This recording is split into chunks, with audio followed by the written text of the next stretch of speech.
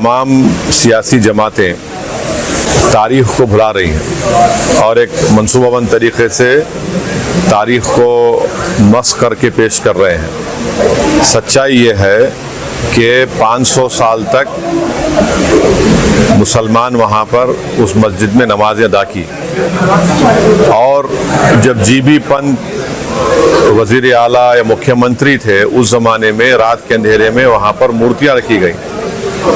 तो क़ानून ये कहता है 145 CRPC कि अगर मैं किसी के घर में जाकर कब्ज़ा कर लिया तो आप उसको बंद करके निकाल देते। वो नहीं किया जीबी पंत ने। फिर वहाँ एक उस ज़माने में एक डिस्ट्रिक्ट मजिस्ट्रेट होते थे, उनका नाम था नायर। नायर साहब ने मस्जिद को बंद कर दिया, मुसलमानों को आने से रोक दिया और फिर वही नायर साहब 1950s में जनसंघ के MP बने लोकसभा में। फिर ये सिलसिला चलता गया, मुसलमान तो महरूम हो गए इबादत से। 1986 में उस ज़माने में बग़ैर मुसलमानों को सुने एक 26 पेज का ऑर्डर कोर्ट ने दे दिया। उस ज़माने में कंप्यूटर नहीं था, 5-6 मिनट की सुनवाई में 26 पेज का ऑर्डर दे दिए। तो यानी पहले से टाइप शुदा ऑर्डर था। और जज साहब अपनी किताब में लिख रहे कि मैं ये फैसला इसलिए दिया क्योंकि मेरे को ऊपर से इशारा हुआ। और इशारा क्या हुआ? जज साहब अपनी किताब में लिख रहे कि मेरे घर की दीवार पर और कोर्ट की दीवार पर मैंने 2 दिन तक एक काले बंदर को बैठते हुए देखा। तो बूटा सिंह मस्जिद शिलान्यास कर दिए। फिर 6 दिसंबर को जो डेमोलिशन हुआ उसमें बीजेपी के पूरे लीडर, संघ परिवार के पूरे लीडर सुप्रीम कोर्ट को जाकर ये वादा किए कि हम बाबरी मस्जिद को हाथ नहीं लगाएंगे। वो डेमोलिशन हो गया। अब तक सुप्रीम कोर्ट वो कंटेम्प्ट पिटिशन हियर नहीं किया। फिर सुप्रीम कोर्ट में टाइटल सूट का जजमेंट आया और टाइटल सूट के जजमेंट में सुप्रीम कोर्ट ने कहा कि फेथ की बुनियाद पर हम वहाँ पर मंदिर के जो डिमांड कर उनको देंगे। तो हम मुसलमानों का झगड़ा जो ये था, ये टाइटल का झगड़ा था। हम वहाँ नहीं गए थे कि हमारे को यहाँ नहीं तो 5 एकड़ वहाँ दे दो। 5 एकड़ के लिए नहीं गए थे हम। तो ये फेथ की बुनियाद पर जब फैसला आया तो मैंने उस वक्त भी कहा, आज भी कह रहा हूँ कि वो जजमेंट के बाद ही बीजेपी और संघ परिवार के हौसले बहुत बुलंद हो गए। और मैंने जिस खदशे का इजहार किया था वो बदबख्ती से सच साबित हो रहा है। आज आप देख रहे हैं कि कई पुराने इश्यूज खुल रहे हैं। तो जैसा कि सुनिए, सुप्रीम कोर्ट का एक साबिका रिटायर्ड चीफ जस्टिस ने अंग्रेजी में कहा था कि supreme court is supreme but not infallible. तो आज हम वही देख रहे हैं। और अफसोस ये है कि कोई 6 दिसंबर की बात नहीं करता, कोई जीबी पंत की बात नहीं करता, कोई डिसेस की बात नहीं करता। और जब आप इन तमाम सियासी जमातों से पूछेंगे क्यों नहीं बात करते, तो बोलते अरे भूल जाओ ना भाई तुम लोग। मैं इन लोगों से पूछ रहा हूँ, तुम्हारी बाप की मौत को भूल सकते क्या तुम तुम्हारी माँ की मौत को भूल सकते क्या? आप एक सिस्टमेटिक तरीके से इस मस्जिद को छीन लिए और कई इश्यूज पैदा हो गए। अब एक सिटिंग चीफ मिनिस्टर महाराष्ट्र का बोल रहा है कि हाजी मलंग दरगाह को मैं तब्दील कर दूंगा। सुनेरी मस्जिद दिल्ली का क्या किस्सा है बताइए आप। तो ये सब चीजें, ऊपर से मोदी ये चाहते हैं कि इससे मेजॉरिटी कम्युनिटी का वोट कंसोलिडेट हो जाए उनके लिए। और दूसरा उनका मकसद ये है कि भारत के मुसलमानों को उनकी हैसियत और उनका मुकाम दिखाना।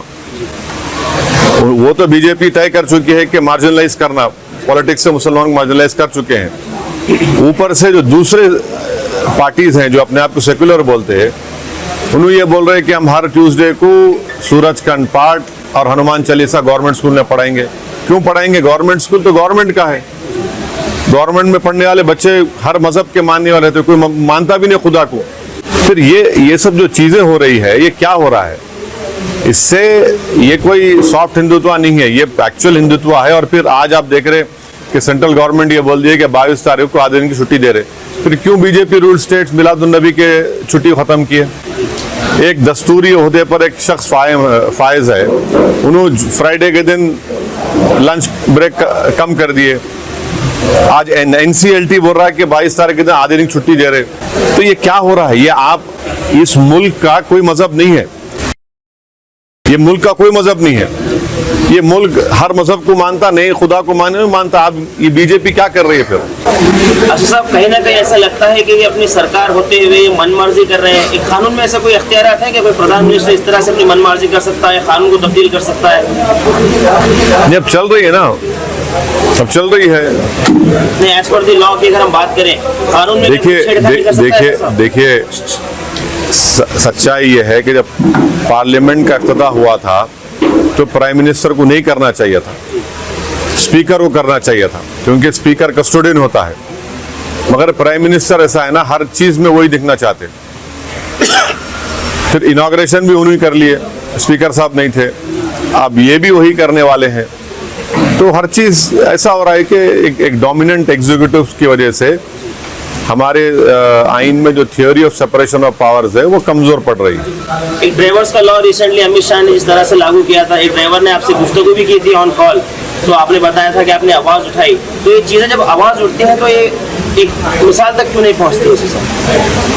ऐसा है ना, अब तो आवाज उठाने वाले भी नहीं रह गए।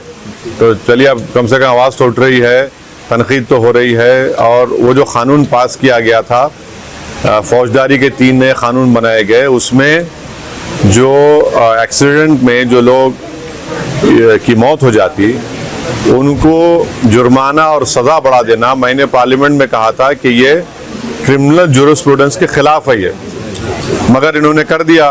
बल्कि वो पूरे कानून का इतना गलत इस्तेमाल होगा, आप देखना मुसलमान दलितों पर, कि हर एक पर उस कानून को इस्तेमाल करके उनके सिविल लिबर्टीज़ को। बल्कि मैंने पार्लियामेंट में कहा था कि अगर आज महात्मा गांधी और भगत सिंह जिंदा होते, उस कानून को देख के बोलते ये रोलेट एक्ट है। सर, देश में आपको लगता है और भी मस्जिदें टारगेट है? ये आप क्या देख रहे फिर? ये काशी, मथुरा, सुनहरी मस्जिद, टीले वाली मस्जिद, ये टाइटल सूट के जजमेंट आने के बाद इन तमाम के हौसले बढ़ गए। हम फेथ की बुनियाद पर हम ये सवाल उठा सकते हैं। एमआईएम उम्मीदवार किशनगंज और हैदराबाद, औरंगाबाद छोड़कर दूसरे जगह पे? हाँ, अभी देखेंगे, टाइम है ना, अभी टाइम के बाद कुछ ही दिनों में एमपी इलेक्शन है, तैयारी गुलबर्गा कर्नाटक के लिए? अभी तो अस्पताल के इफ्तिताह करने के लिए मैं आया हूँ। तो अच्छा है, यहाँ पे जितने बीमार लोग हैं उनका इलाज होगा। अब सियासी जो इलाज करना है वो भी बहुत वक्त है उसके लिए। जिसकी तारीफ करे थे जेडीएस और बीजेपी के साथ अलायंस करे थे, वो 5 साल पुरानी बात कर रहे हैं आप। ऐसे ये अब दिल्ली में आम आदमी पार्टी क्या कर रही है? शिवसेना के बारे में कुछ सवाल नहीं करते आप लोग। आप लोगों देखिए, सेकुलर जरूर रही आप लोग, मगर एक आंख को बंद नहीं करना, दोनों आंख से देखना। अब शिवसेना क्या है?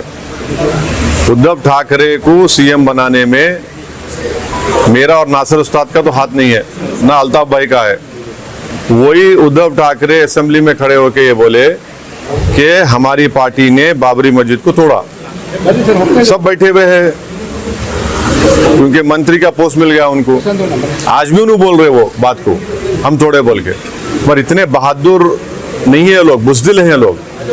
जब ये बोल रहे हैं तो उनको जब क्रिमिनल केस चल रहा था जाके बोलना था कोर्ट के सामने, हम तोड़े, हम कबूल करते जुर्म को। ये कहीं ना कहीं उनकी आवाज बिठाते हैं ना, आवाज को दबा देते हैं अगर कोई आवाज उठाता है तो। वो मैं इनकी बात कर रहा हूँ, इन लोगों की बात कर रहा हूँ। तो ये चल रहा है। ये आईएनडीए भाजपा और बीजेपी को टक्कर दे सकेगा? आईएनडीए को? हाँ, आईएनडीए भाजपा और इसको बीजेपी को टक्कर दे सकेगा? देखिए, ये भारत की आवाम को आप अंडर एस्टिमेट मत करिए। जब भारत की आवाम इस बात को महसूस कर लेगी कि मैजिक शो चल रहा है और मैजिक शो में ना नौकरी मिल रही, ना महंगाई कम हो रही, ना चीन हमारी जमीन छोड़ के जा रहा। मैजिक शो में मैजिशियन क्या कर रहे, वो ऐसा टोपी में से खरगोश निकाल रहे, खरगोश में से एक फूल निकाल रहे, फूल में से एक फुलझड़ी निकाल रहे, पब्लिक उसी में खुश है। तो एक ना एक दिन ये मैजिक शो खत्म होता।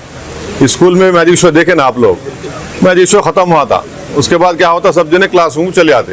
तो अभी मैजिक शो चल रहा। असद साहब, चलते चलते मियाँ भाई के लिए कुछ मैसेज अपने मियाँ भाइयों के लिए? नहीं भाई, आप लोग मस्जिदों को आबाद रखिए, क्योंकि कुरान में अल्लाह मुसलमानों से कह रहा है कि जो लोग अल्लाह पर और आखिरत पर ईमान रखते हैं वो मस्जिदों को आबाद रखें और किसी से नहीं डरना। मस्जिद को आबाद रखिए, आपका बहुत सा बड़ा काम हो जाएगा चैनल इंशाल्लाह। के साथ जुड़ने के लिए सब्सक्राइब करें और बेल नोटिफिकेशन दबाना ना भूलें।